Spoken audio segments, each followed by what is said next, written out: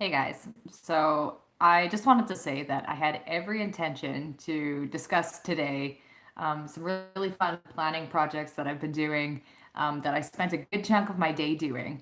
But I'm going to save that for a little later. Maybe tomorrow we'll talk about that. I just came from watching the first presidential debate, and I was having a little bit of an internal debate whether to talk about it at all because, first of all, I'm a Canadian.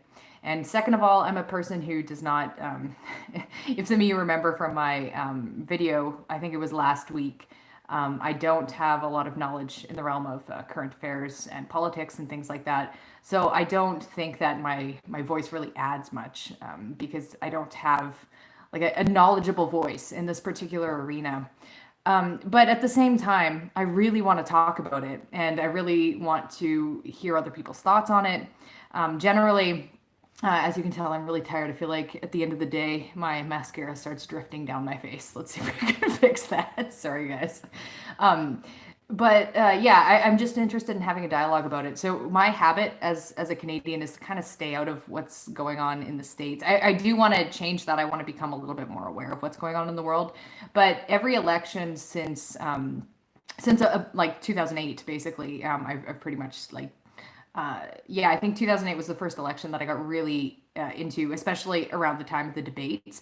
It seems like a really important, not just American event, but global event to participate in, to at least know what's happening, even if it's not. I can't even say it's not directly relevant on my life because I feel like by being a Canadian, the things that happen in the States definitely impact us and the way things are, not just in Canada, but around the globe, just because America is such a major power. But anyway, my I guess I just wanted to say a few things that are strong in my heart right now after watching that. And one of the one of the biggest things that I'm really having a difficult time wrapping my head around that really felt offensive and like deeply, like just deeply offensive was the fact that Trump was given the opportunity to denounce white supremacist groups directly. It was a direct question, and he didn't do it. And regardless, there's a lot of issues that I feel like I could comment on. I thought that there was a lot of things being thrown around with the COVID thing, like Trump saying like, "Hey, I have a mask. I wear it sometimes. It's pretty cool, but I don't need to wear it all the time. Why are you wearing your mask all the time, you big weirdo, Joe Biden?" Like that kind of blasé attitude towards public health, among some of the other things he said, was just kind of like a little bit mind blowing to me. Even trying to defend that the United States has been like such a poor. They've just handled the coronavirus so poorly compared to other countries. It's just like kind of watching him defend that was really painful. Watching him constantly steamroll Biden and try to treat it like a campaign rally when he was steamrolling Wallace, like the moderator, was also really painful to watch at points.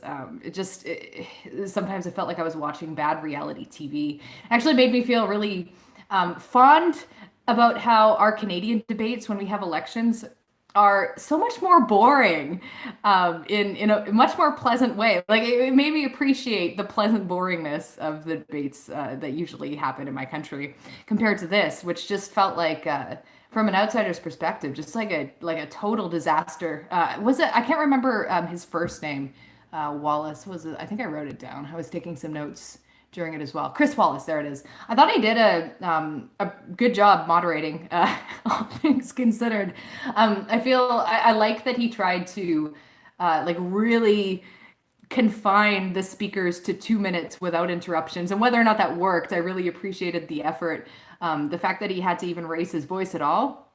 And it was just a total train wreck. Sometimes I was like, am I really watching like real life? But going back to the main issue that really struck me, the like refusing to denounce white supremacy is just and even speaking in a way where it's up for debate.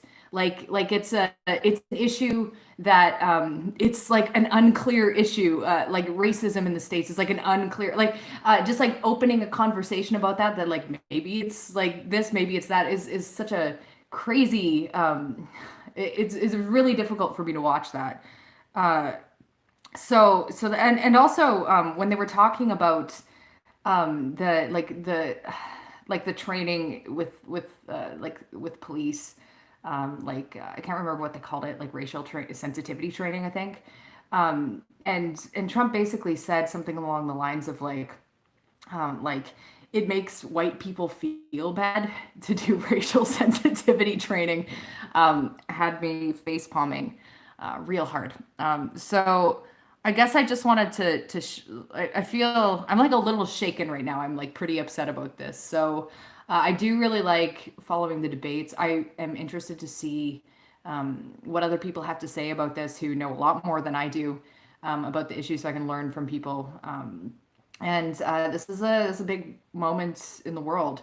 Another thing that I wanted to comment on that really kind of freaked me out a little is Trump's insistence about the election being rigged because of mail-in ballots. Because that's a really good way to set himself up for if he loses the election, he can say, well, it was fraud.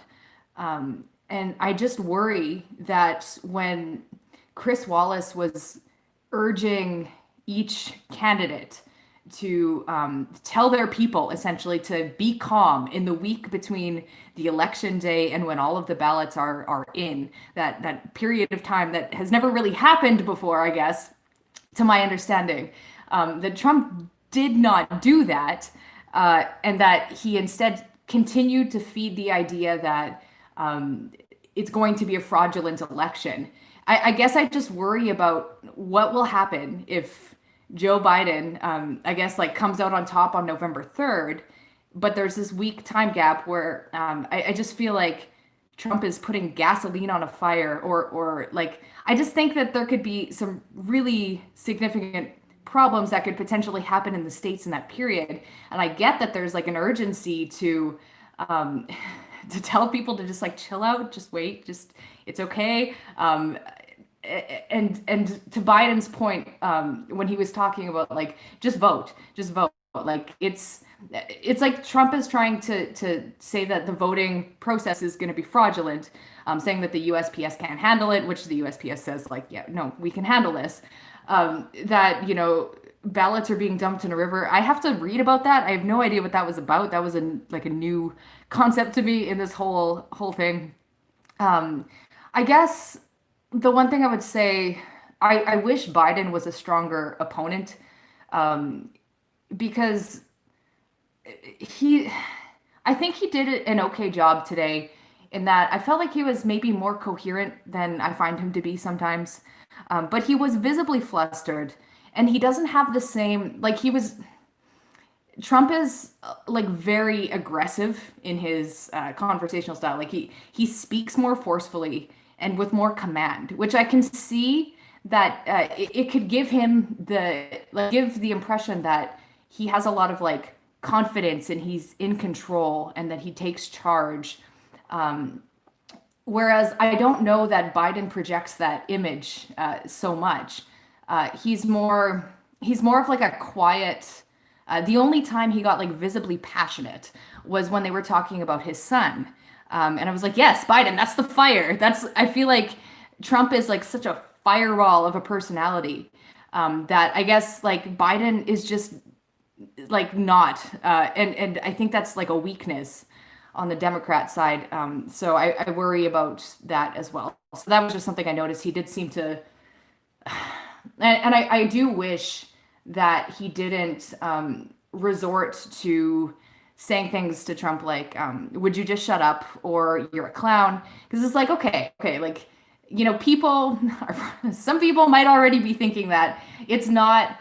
Like, I get that would probably be like a super stressful situation for everyone involved, very high pressure, very hard to keep your composure. But I guess that was something that I wanted to see more on Biden's side, was just just keep your cool. Just, you don't have to say that. I don't know. So I worry that Biden, though I felt like he did an okay job tonight, all things considered, he's not a super strong candidate. Where I'm just I'm just worried, I guess, that I don't know. I'm worried about what's going to happen on November 3rd, and I'm worried about what that means for my friends who live in the States and for, people who, like, basically people all over the world. I think this is a big issue, and I really want to spend more time digging into it and building up a little bit more knowledge so that I'm not just speaking from like an emotional level, like I'm speaking from like a point of knowledge. So that basically means just by talking to people who are smarter and more educated on the topic than I am, doing some reading, and maybe I will, if I feel like I have anything remotely valid to add, or that there's a conversation that I want to have with you guys, maybe I'll chime in next week during the vice president debate. So I'm going to wrap it up. Thank you for joining me today, and I'd love to know your thoughts and what you think about how everything went down, if you're keeping up with it, and we'll do some nice, fun discussing of goals tomorrow that I think will be a really nice reprieve. So, sorry, I'm trying to like get my finger out of the way as always. I will talk to you guys later.